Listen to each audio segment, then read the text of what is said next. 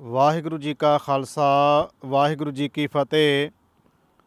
ਗੁਰੂ ਸਵਾਰਿਓ, ਅੱਜ ਜਿਸ ਟੌਪਿਕ 'ਤੇ ਆਪਾਂ ਗੱਲ ਕਰਨ ਜਾ ਰਹੇ ਹਾਂ, ਗੁਰੂ ਗ੍ਰੰਥ ਸਾਹਿਬ ਮਹਾਰਾਜ ਜੀ ਦੇ ਵਿੱਚ ਆਮ ਤੌਰ 'ਤੇ ਜਿਹੜੇ ਸ਼ਬਦ ਆਉਂਦੇ ਨੇ, ਉਹ ਕਈ ਵਾਰ ਕਿਸੇ ਨੂੰ ਕੋਈ ਸਵਾਲ ਕਰਦਾ ਕਿ ਭਾਈ ਸਾਹਿਬ ਜੀ ਇਹਦਾ ਅਰਥ ਕੀ ਬਣਦਾ ਇੱਕ ਤੁਕ ਦਾ। ਤੋ ਇੱਕ ਤੁਕ ਦਾ ਅਰਥ ਅਸੀਂ ਜਦੋਂ ਦੱਸਣ ਦੀ ਕੋਸ਼ਿਸ਼ ਕਰਾਂਗੇ ਤਾਂ ਉਹਦਾ ਅਰਥ ਪੂਰਾ ਕਲੀਅਰ ਨਹੀਂ ਹੋਏਗਾ। ਪੂਰਾ ਸ਼ਬਦ ਜਿਹੜਾ ਉਹ ਸੰਦਰਭ ਵੇਖਿਆ ਜਾਂਦਾ ਵੀ ਇਸ ਕਿਹੜੇ ਸੰਦਰਭ ਦੇ ਵਿੱਚ ਗੱਲ ਚੱਲ ਰਹੀ ਹੈ ਤੇ ਉੱਥੇ ਉਹਦੇ ਅਰਥ ਕੀ ਬਣਦੇ ਨੇ। ਜਿਵੇਂ ਅੱਜ ਆਪਾਂ ਗੱਲ ਕਰਾਂਗੇ ਮਲ ਸ਼ਬਦ ਦੇ ਉੱਤੇ ਕਿ ਗੁਰੂ ਗ੍ਰੰਥ ਸਾਹਿਬ ਮਹਾਰਾਜ ਜੀ ਦੇ ਵਿੱਚ ਕਿੰਨੇ ਰੂਪਾਂ ਦੇ ਵਿੱਚ ਆਉਂਦਾ ਹੈ। ਜਦੋਂ ਅਸੀਂ ਮਲ ਸ਼ਬਦ ਦੀ ਗੱਲ ਕਰਾਂਗੇ, ਮਲ ਸ਼ਬਦ ਜਿਹੜਾ ਹੈ ਇਹ ਮੈਲ ਦੇ ਸੰਬੰਧ ਵਿੱਚ ਵੀ ਆਏਗਾ। ਮਲ ਸ਼ਬਦ ਜਿਹੜਾ ਹੈ ਇਹ ਤਖਤ ਦੇ ਸੰਬੰਧ ਵਿੱਚ ਵੀ ਆਏਗਾ। ਮਲ ਸ਼ਬਦ ਜਿਹੜਾ ਹੈ ਇਹ ਪਹਿਲਵਾਨ ਦੇ ਸੰਬੰਧ ਵਿੱਚ ਵੀ ਆਏਗਾ। ਅਤੇ ਇਸੇ ਤਰ੍ਹਾਂ ਜਿਹੜਾ ਇਹ ਮਲ ਸ਼ਬਦ ਹੈ, ਇਹਨੂੰ ਜਦੋਂ ਅਸੀਂ ਗੁਰੂ ਗ੍ਰੰਥ ਸਾਹਿਬ ਵਿੱਚੋਂ ਤੱਕਦੇ ਹਾਂ, ਫਿਰ ਪਤਾ ਚੱਲਦਾ ਹੈ ਕਿ ਕਿਹੜੇ ਕਿਹੜੇ ਸੰਦਰਭ 'ਚ ਗੱਲ ਕੀਤੀ ਗਈ ਹੈ। ਜਿਵੇਂ ਉਦਾਹਰਨ ਦੇ ਤੌਰ 'ਤੇ ਗੁਰੂ ਗ੍ਰੰਥ ਸਾਹਿਬ ਦੇ ਵਿੱਚ ਬਚਨ ਆਉਂਦਾ ਹੈ ਕਿ ਅੰਤਰ ਮਲ ਨਿਰਮਲ ਨਹੀਂ ਕੀਨਾ, ਬਾਹਰ ਭੇਖ ਉਦਾਸੀ। ਤੋ ਅੰਤਰ ਮਲ ਦਾ ਮਤਲਬ ਹੋ ਗਿਆ ਅੰਦਰ ਦੀ ਤੇਰੀ ਮੈਲ ਜਿਹੜੀ ਹੈ, ਇਹਨੂੰ ਤੂੰ ਹਿਰਦੇ ਨੂੰ ਸ਼ੁੱਧ ਨਹੀਂ ਕੀਤਾ, ਪਵਿੱਤਰ ਨਹੀਂ ਕੀਤਾ, ਬਾਹਰੋਂ ਤੂੰ ਤੀਰਥਾਂ ਦਾ ਇਸ਼ਨਾਨ ਕਰ ਰਿਹਾ। ਇਸ ਤਰ੍ਹਾਂ ਜਦੋਂ ਅਸੀਂ ਗੁਰੂ ਗ੍ਰੰਥ ਸਾਹਿਬ ਮਹਾਰਾਜ ਵਿੱਚ ਵੇਖਾਂਗੇ, ਭਾਈ ਸੱਤਾ ਬਲਵੰਡ ਉਹਨਾਂ ਜੀ ਦੀ ਵਾਰ ਦਾ ਜਦੋਂ ਜ਼ਿਕਰ ਕਰਾਂਗੇ, ਉਹਦੇ ਵਿੱਚ ਉਹ ਮਲ ਸ਼ਬਦ ਵਰਤਣਗੇ, ਪਰ ਉੱਥੇ ਉਹਦਾ ਅਰਥ ਮੈਲ ਨਹੀਂ ਹੋਏਗਾ।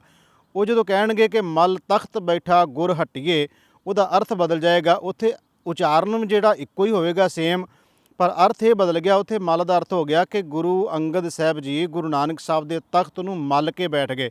ਜਿਵੇਂ ਆਪਾਂ ਆਮ ਤੌਰ 'ਤੇ ਕਹਿੰਦੇ ਮੇਰੀ ਚੀਜ਼ ਆ ਜਿਹੜੀ ਹੈ ਮਲ ਲਈ ਹੈ, ਤਾਂ ਉੱਥੇ ਉਹਦਾ ਅਰਥ ਬਣ ਗਿਆ ਗੁਰੂ ਅੰਗਦ ਸਾਹਿਬ ਜੀ ਨੇ ਗੁਰੂ ਨਾਨਕ ਸਾਹਿਬ ਮਹਾਰਾਜ ਦਾ ਤਖਤ ਹੈ ਗੁਰਗੱਦੀ ਦਾ, ਉਹਦੇ ਉੱਤੇ ਉਹ ਮਲ ਕੇ ਬੈਠ ਗਏ, ਭਾਵ ਕਿ ਉਹਨਾਂ ਨੂੰ ਜ਼ਿੰਮੇਵਾਰੀ ਮਿਲ ਗਈ। ਜਦੋਂ ਅਸੀਂ ਇਸੇ ਤਰ੍ਹਾਂ ਗੁਰੂ ਗ੍ਰੰਥ ਸਾਹਿਬ ਮਹਾਰਾਜ ਵਿੱਚੋਂ ਵੇਖਾਂਗੇ ਕਿ ਮਲ ਸ਼ਬਦ ਪਹਿਲਵਾਨ ਦੇ ਰੂਪ ਵਿੱਚ ਕਿਵੇਂ ਆਉਂਦਾ, ਉਦੋਂ ਸਤਿਗੁਰੂ ਦਾ ਸਾਨੂੰ ਇਹ ਸ਼ਬਦ ਲੈਣਾ ਪਏਗਾ ਕਿ ਵਾਤ ਵੱਜਣ ਟਮਕ ਭੇਰੀਆਂ, ਮਲ ਲੱਥੇ ਲਹਿੰਦੇ ਫੇਰੀਆਂ। ਹੁਣ ਸ਼ਬਦ ਤਾਂ ਮਲ ਹੀ ਆ ਗਿਆ, ਪਰ ਉਹਦਾ ਅਰਥ ਹੋ ਗਿਆ ਪਹਿਲਵਾਨ। ਸਤਿਗੁਰੂ ਮਹਾਰਾਜ ਜੀ ਕਹਿੰਦੇ ਨੇ ਜਿਸ ਤਰ੍ਹਾਂ ਅਖਾੜਾ ਲੱਗਾ ਹੋਇਆ, ਉਸ ਅਖਾੜੇ ਦੇ ਵਿੱਚ ਜਿਹੜੇ ਪਹਿਲਵਾਨ ਆਉਂਦੇ ਹੈ, ਉਹ ਪਹਿਲਵਾਨ ਫਿਰ ਪੂਰੀ ਤਿਆਰੀ ਕਰਦੇ ਹੈ। ਤੋ ਇਸੇ ਤਰ੍ਹਾਂ ਜਦੋਂ ਇੱਕ ਥਾਂ 'ਤੇ ਸ਼ਬਦ ਆਏਗਾ ਕਿ ਮਲ ਦਲ ਦੇਣਾ, ਉਹ ਭੱਟਾਂ ਦੇ ਸਵਈਆਂ ਵਿੱਚੋਂ ਆਏਗਾ ਕਿ ਮੋਹ ਮਾਲ ਬੇਵੱਸ ਕੀਓ। ਉਹਦਾ ਅਰਥ ਹੋ ਗਿਆ ਗੁਰੂ ਰਾਮਦਾਸ ਮਹਾਰਾਜ ਜੀ ਨੇ ਜਿਹੜਾ ਮੋਹ ਸੀ ਉਹਨੂੰ ਮਲ ਕੇ ਦਲ ਕੇ ਰੱਖ ਦਿੱਤਾ।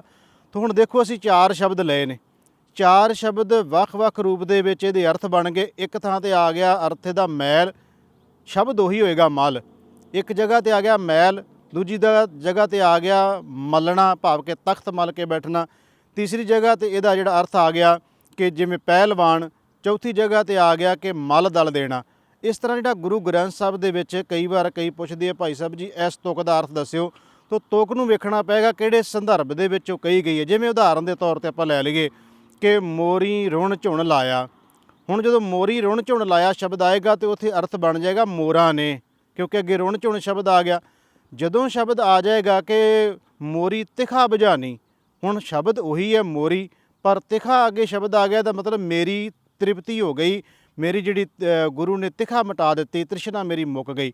ਜਦੋਂ ਇਸੇ ਤਰ੍ਹਾਂ ਅਸੀਂ ਸ਼ਬਦ ਪੜ੍ਹਾਂਗੇ ਕਿ ਜਦੋਂ ਇਹ ਜਿਹੜਾ ਸ਼ਬਦ ਮੋਰੀ ਆਏਗਾ, ਉੱਥੇ ਕਿਤੇ ਰਸਤਾ, ਇਹਦਾ ਅਰਥ ਹੋ ਜਾਏਗਾ ਕਿ ਰਸਤਾ, ਵੀ ਗੁਰੂ ਨੇ ਮੈਨੂੰ ਰਸਤਾ ਵਿਖਾ ਦਿੱਤਾ। ਮੋਰੀ ਦਾ ਅਰਥ ਰਸਤਾ ਵੀ ਹੈ, ਮੋਰੀ ਦਾ ਅਰਥ ਮੋਰਾਂ ਵੀ ਹੈ, ਮੋਰਾਂ ਨੇ। ਇਸ ਤਰ੍ਹਾਂ ਮੇਰੀ ਵੀ ਹੈ। ਤੋ ਇਹ ਵੇਖਣਾ ਪੈਂਦਾ ਵੀ ਕਿਹੜਾ ਸ਼ਬਦ ਜਿਹੜਾ ਹੈ ਉਹ ਕਿਸ, ਜਦੋਂ ਉਚਾਰਨ ਕੀਤਾ ਗਿਆ ਹੈ ਉਸ ਪ੍ਰਕਰਨ ਕੀ ਚੱਲ ਰਿਹਾ, ਪ੍ਰਕਰਨ ਦੇ ਮੁਤਾਬਕ ਵੇਖਣਾ ਪੈਂਦਾ ਹੈ। ਜਿਵੇਂ ਆਪਾਂ ਗੱਲ ਕਰਦੇ ਹਾਂ ਕਿ ਸ਼ਬਦ ਹੋਏਗਾ ਗੱਗਾ ਲੱਲੇ ਬਿਹਾਰੀ ਗਲੀ ਸ਼ਬਦ ਹੋਏਗਾ, 3 ਰੂਪਾਂ 'ਚ ਆ ਜਾਏਗਾ ਉਹ। ਜਦੋਂ ਆਏਗਾ ਕਿ ਜੋ ਤੋ ਪ੍ਰੇਮ ਖੇਲਣ ਕਾ ਚਾਓ, ਸਿਰ ਧਰ ਤਲੀ ਗਲੀ ਮੇਰੀ ਆਓ। ਹੁਣ ਸ਼ਬਦ ਉਹੀ ਹੈ, ਪਰ ਅਰਥ ਬਣ ਗਿਆ ਗਲੀ ਦਾ ਮਤਲਬ ਹੋ ਗਿਆ ਰਸਤਾ, ਮੇਰੇ ਰਸਤੇ 'ਤੇ ਚੱਲ ਕੇ ਆਉਣਾ। ਅਤੇ ਇਸ ਤਰ੍ਹਾਂ ਆ, ਜਦੋਂ ਇਸੇ ਤਰ੍ਹਾਂ ਆਏਗਾ ਗਲੀ ਜਿਨ੍ਹਾਂ ਜਪ ਮਾਲੀਆਂ।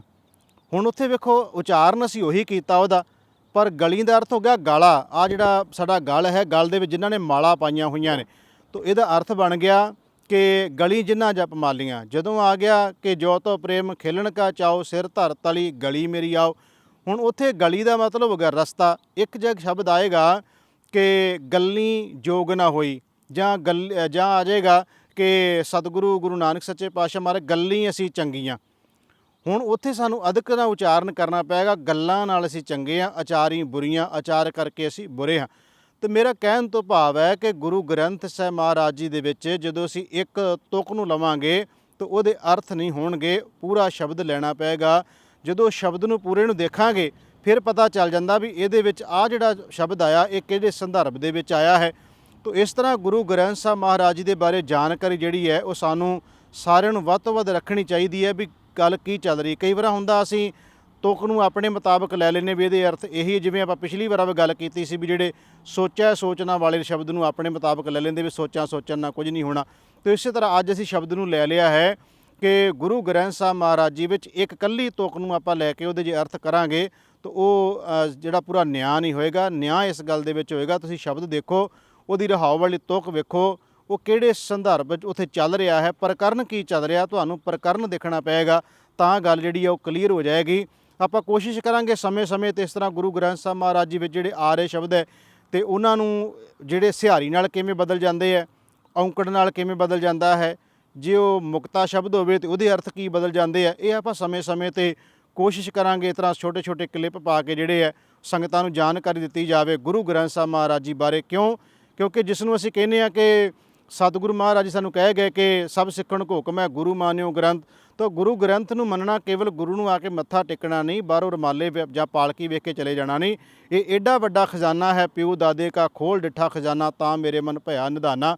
ਤੋ ਐਡਾ ਵੱਡਾ ਖਜ਼ਾਨਾ ਖੋਲ੍ਹ ਕੇ ਵੇਖਣਾ ਪਏਗਾ ਕਿ ਗੁਰੂ ਗ੍ਰੰਥ ਸਾਹਿਬ ਮਹਾਰਾਜ ਜੀ ਦੇ ਵਿੱਚ ਕਿੰਨੇ ਕੁ ਹੀਰੇ ਮੋਤੀ ਪਏ ਨੇ, ਉਹ ਸਾਨੂੰ ਚੁਗਣੇ ਪੈਣਗੇ। ਤਾਂ ਚੁਗੇ ਤਾਂ ਹੀ ਜਾ ਸਕਦੇ ਜੇ ਖੁਦ ਅਸੀਂ ਉਸ ਨੂੰ ਵਿਚਾਰਨ ਦਾ ਯਤਨ ਕਰਾਂਗੇ। ਤੋ ਅੱਜ ਮੈਂ ਫਿਰ ਇੱਕ ਵਾਰ ਸੰਖੇਪ ਦੇ ਵਿੱਚ ਕਹਿ ਦੇਵਾਂ ਕਿ ਅਸੀਂ ਸ਼ਬਦ ਲੈ ਲਿਆ ਕਿ 4 ਜਿਹੜੇ ਸ਼ਬਦ ਆਏ ਨੇ ਇੱਕੇ ਉਚਾਰਨ ਇੱਕ ਹੀ ਹੈ ਪਰ ਅਰਥ ਬਦਲ ਗਏ। ਮਲ ਸ਼ਬਦ ਮੈਲ ਦੇ ਸੰਬੰਧ ਵੀ ਆਇਆ, ਮਲ ਸ਼ਬਦ ਪਹਿਲਵਾਨ ਦੇ ਸੰਬੰਧ ਵਿੱਚ ਵੀ ਆਇਆ, ਮਲ ਸ਼ਬਦ ਤਖਤ ਮੱਲਣ ਦੇ ਸੰਬੰਧ ਵਿੱਚ ਵੀ ਆਇਆ, ਅਤੇ ਮਲ ਸ਼ਬਦ ਜਿਹੜਾ ਹੈ ਉਹ ਮਲਣਾ ਦਲਣਾ ਇਹਦੇ ਰੂਪ ਵਿੱਚ ਵੀ ਆਇਆ। ਤੋ ਇਸ ਤਰ੍ਹਾਂ ਕਰਕੇ ਸਾਨੂੰ ਗੁਰੂ ਗ੍ਰੰਥ ਸਾਹਿਬ ਮਹਾਰਾਜ ਜੀ ਦੇ ਵਿੱਚੋਂ ਸ਼ਬਦ ਦੇਖਣੇ ਪੈਣਗੇ ਤਾਂ ਕਿ ਅਸੀਂ ਪੂਰੀ ਜਾਣਕਾਰੀ ਹਾਸਲ ਕਰ ਸਕੀਏ ਅਤੇ ਸਾਨੂੰ ਇਹ ਪਤਾ ਲੱਗ ਸਕੇ ਵੀ ਗੁਰੂ ਗ੍ਰੰਥ ਸਾਹਿਬ ਮਹਾਰਾਜ ਜੀ ਵਿੱਚ ਐਡਾ ਵੱਡਾ ਖਜ਼ਾਨਾ ਜਿਹੜਾ ਹੈ ਉਸ ਨੂੰ ਅਸੀਂ ਜਾਣ ਸਕੀਏ, ਜਾਣ ਕੇ ਆਪਣੇ ਜੀਵਨ ਦੇ ਵਿੱਚ ਉਹਨੂੰ ਢਾਲ ਸਕੀਏ। ਸੋ ਜ਼ਿਆਦਾ ਕੁਝ ਨਾ ਕਹਿੰਦਿਆਂ ਸੰਖੇਪ ਦੇ ਵਿੱਚ ਇਹੀ ਹੈ ਕਿ ਗੁਰੂ ਗ੍ਰੰਥ ਸਾਹਿਬ ਮਹਾਰਾਜ ਦਾ ਖਜ਼ਾਨਾ ਜਿਹੜਾ ਹੈ ਅਸੀਂ ਕੋਸ਼ਿਸ਼ ਕਰਾਂਗੇ ਸਮੇਂ-ਸਮੇਂ ਤੋਂ ਉਸ ਖਜ਼ਾਨੇ ਵਿੱਚੋਂ ਹੀਰੇ ਮੋਤੀ ਜਿੰਨੇ ਕੁ ਗੁਰੂ ਮਹਾਰਾਜ ਨੇ ਮਤ ਬੁੱਧ ਬਖਸ਼ੀ ਹੈ ਉਹਦੇ ਮੁਤਾਬਕ ਆਪ ਸੰਗਤਾਂ ਦੇ ਨਾਲ ਇਸ ਤਰ੍ਹਾਂ ਜਾਣਕਾਰੀ ਸਮੇਂ-ਸਮੇਂ 'ਤੇ ਅਸੀਂ ਸਾਂਝੀ ਕਰਦੇ ਰਹਾਂਗੇ। ਅੱਜ ਅਸੀਂ ਗੁਰਦੁਆਰਾ ਦਸ਼ਮੇਸ਼ ਦਰਬਾਰ ਲੁਢਾਈ ਗੁਰੂ ਘਰ ਤੋਂ ਜਿਹੜਾ ਹੈ ਇਹ ਸਾਧ ਸੰਗਤ ਜੀ ਵਿਚਾਰ ਤੁਹਾਡੇ ਸਾਹਮਣੇ ਰੱਖ ਰਹੇ ਹਾਂ। ਆਸ ਹੈ ਤੁਸੀਂ ਇਹਨਾਂ ਵਿਚਾਰਾਂ ਨੂੰ ਆਪ ਸਮਝਣ ਦੀ ਕੋਸ਼ਿਸ਼ ਕਰੋਗੇ ਅਤੇ ਅੱਗੇ ਵੱਧ ਤੋਂ ਵੱਧ ਹੋਰਨਾਂ ਤੱਕ ਵੀ ਇਸ ਵਿਚਾਰ ਨੂੰ ਪਹੁੰਚਾਉਣ ਦਾ ਯਤਨ ਕਰੋ ਤਾਂ ਕਿ ਆਮ ਲੋਕਾਂ ਨੂੰ ਵੀ ਇਸ ਗੱਲ ਦੀ ਸਮਝ ਲੱਗੇ ਅਤੇ ਲੋਕਾਂ ਦੇ ਮਨਾਂ ਵਿੱਚ ਗੁਰੂ ਗ੍ਰੰਥ ਸਾਹਿਬ ਨੂੰ ਜਾਣਨ ਦੀ ਚੇਟਕ ਵੀ ਲੱਗੇ ਅਤੇ ਗੁਰੂ ਗ੍ਰੰਥ ਸਾਹਿਬ ਮਹਾਰਾਜ ਜੀ ਦੇ ਖਜ਼ਾਨੇ ਨੂੰ ਸਮਝਣ ਦਾ ਹਰ ਕੋਈ ਚਾਅ ਪੈਦਾ ਹੋਵੇ। ਇਹ ਸਾਡੀ ਨਿਮਾਣੀ ਜੀ ਕੋਸ਼ਿਸ਼ ਹੈ। ਹਾਰਦਿਕ ਤੌਰ 'ਤੇ ਅਸੀਂ ਧੰਨਵਾਦ ਕਰਦੇ ਸਭ ਦਾ। ਭੁੱਲ ਚੁੱਕ ਦੀ ਖਿਮਾ। ਵਾਹਿਗੁਰੂ ਜੀ ਕਾ ਖਾਲਸਾ, ਵਾਹਿਗੁਰੂ ਜੀ ਕੀ ਫਤਿਹ।